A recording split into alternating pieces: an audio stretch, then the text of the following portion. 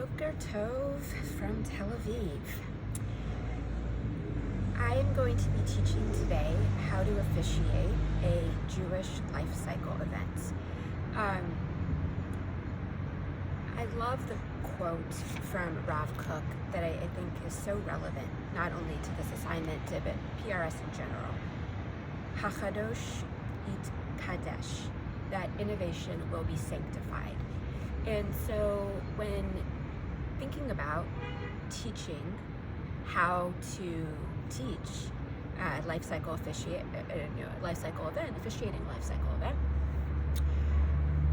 I obviously thought about the fact I've never formally officiated a Jewish life cycle event. But then I realized with this quote, it came to sit in my heart that because we're PRS and we're focused on innovation and creativity, that a big piece for me of marking life cycle events has been yoga. Before our wedding 20 years ago, the morning of our wedding, I took my bridesmaids and we did a yoga class. I do Rosh Chodesh yoga every month at the mikvah. I am deeply rooted, as you all know, in Kabbalah and in Jewish yoga. And so to extrapolate this and help people through joy and suffering, incorporate yoga as maybe if it makes sense and when it's relevant, life cycle event, such as infertility, such as chas v'shalom, miscarriage, or incorporated into a simcha, such as a wedding, a bat mitzvah, a bar mitzvah. And so I'm gonna flow with you and talk with you this morning about how we incorporate innovation and creativity, and in this case, yoga, into officiating life cycle events.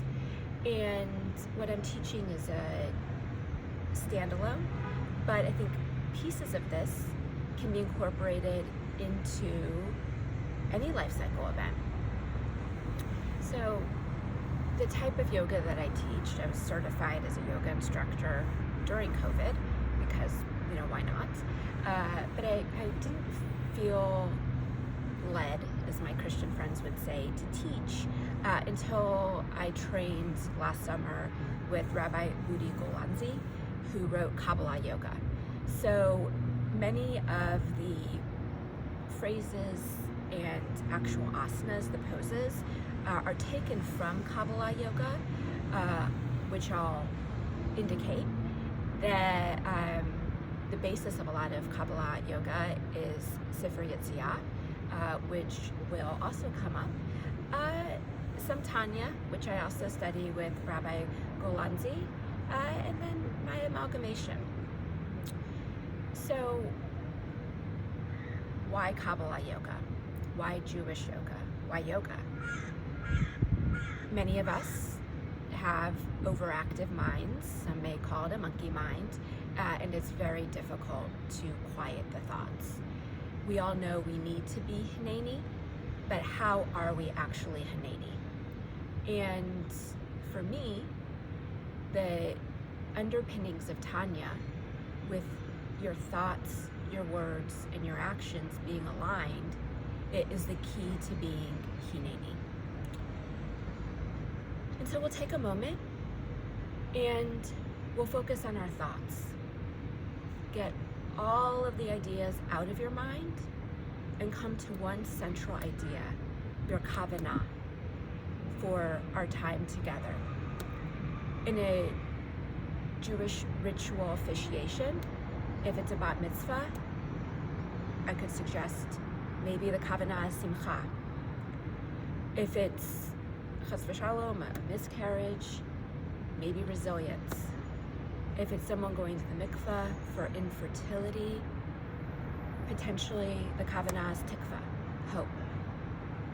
Whatever personal kavanah the person has and links to the life cycle event, I ask them to hold that kavanah. So that way your thoughts, because your mind will wander, Your mind has probably wandered while I'm talking. And that's okay. It's natural, we're human. We're Jewish. It's what we do. But let your thoughts focus on one kavanah. So that way you can go deeper into it. Phase 2 of being Hineni, your words, and in yoga, sometimes words are music. When I teach, and particularly if it's a life cycle event, it's really important that people go inward and they're really focused on the here and now and not, oh, I like this song, I don't like this song, why did you choose this song? And so instead of words, the music should be our nishama, our breath, which, you know, the power between neshama and nishama is something that I've always held close in my heart. And it's really illustrated when you have a group of people or just one person breathing in and breathing out deeply. And so let's start our victorious breath, as it's called in yoga, and you can hear it. So if you're joining me, find a comfortable seated pose on your mat or your chair, wherever you may find you. Close your eyes if you're comfortable. Breathe in through your nose and let it all out through your mouth. One more time, breathe in through your nose and like lion's breath, stick out your tongue and let it all out. Now start to breathe with your mouth closed, so you're just breathing in and out of your nose, so you can hear the sound of your own breath reverberating through your ears. And it sounds victorious, that you've conquered your thoughts and you're focused on your breath. So let's breathe together.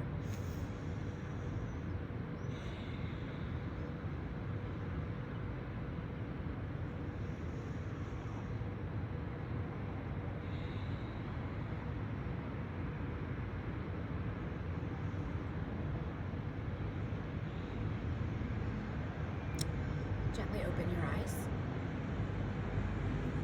and just be here with your kavanah, with your neshama. And now let's move into action.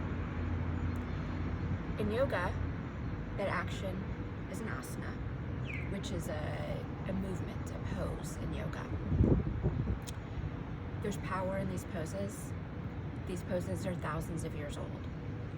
There's also Jewish underpinnings.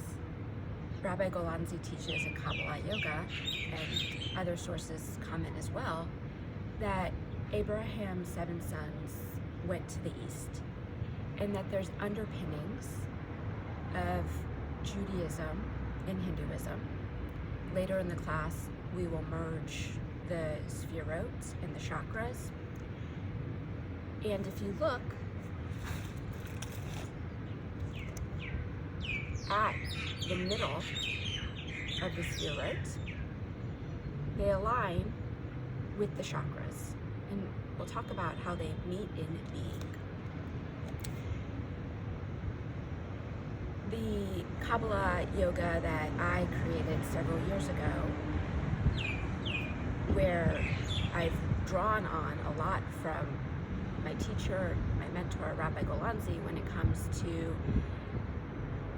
every letter, all 22 Hebrew letters, have 3 different asanas, 3 different poses, and you spell out the Hebrew alphabet with your body, which we'll do, which is really powerful. It's also a really powerful way to get Hebrew into your goof, into your body, into your neshama, into your soul, because you become one with the letter.